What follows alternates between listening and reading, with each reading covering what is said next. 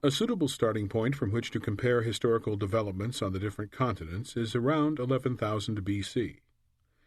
This date corresponds approximately to the beginnings of village life in a few parts of the world, the first undisputed peopling of the Americas, the end of the Pleistocene era, and last Ice Age, and the start of what geologists term the recent era.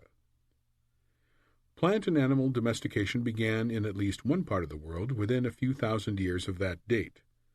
As of then, did the people of some continents already have a head start, or a clear advantage over peoples of other continents?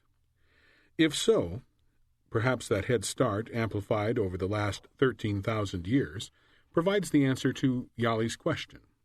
Hence, this chapter will offer a whirlwind tour of human history, on all the continents for millions of years, from our origins as a species until 13,000 years ago, all that will now be summarized in less than 20 pages. Naturally, I shall gloss over details and mention only what seems to me the trends most relevant to this book.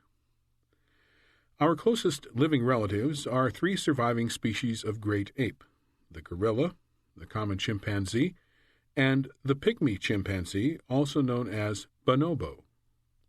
Their confinement to Africa, along with abundant fossil evidence, indicates that the earliest stages of human evolution were also played out in Africa. Human history, as something separate from the history of animals, began there about 7 million years ago.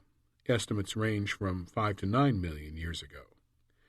Around that time, a population of African apes broke up into several populations, of which one proceeded to evolve into modern gorillas, a second into the two modern chimps, and the third into humans. The gorilla line apparently split off slightly before the split between the chimp and the human lines.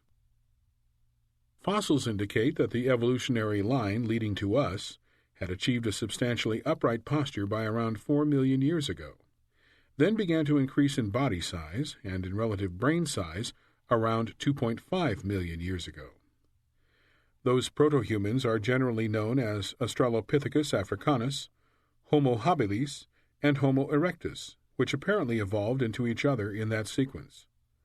Although Homo erectus, the stage reached around 1.7 million years ago, was close to us modern humans in body size, its brain size was still barely half of ours. Stone tools became common around 2.5 million years ago, but they were merely the crudest of flaked or battered stones. In zoological significance and distinctiveness, Homo erectus was more than an ape, but still much less than a modern human.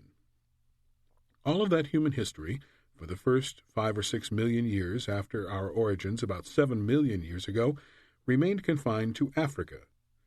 The first human ancestor to spread beyond Africa was Homo erectus, as is attested by fossils discovered on the Southeast Asian island of Java and conventionally known as Java man.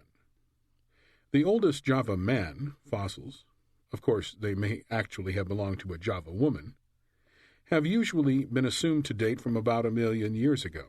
However, it has recently been argued that they actually date from 1.8 million years ago. Strictly speaking, the name Homo erectus belongs to these Javan fossils, and the African fossils classified as Homo erectus may warrant a different name. At present, the earliest unquestioned evidence for humans in Europe stems from around 500,000 years ago, but there are claims of an earlier presence. One would certainly assume that the colonization of Asia also permitted the simultaneous colonization of Europe, since Eurasia is a single landmass, not bisected by major barriers.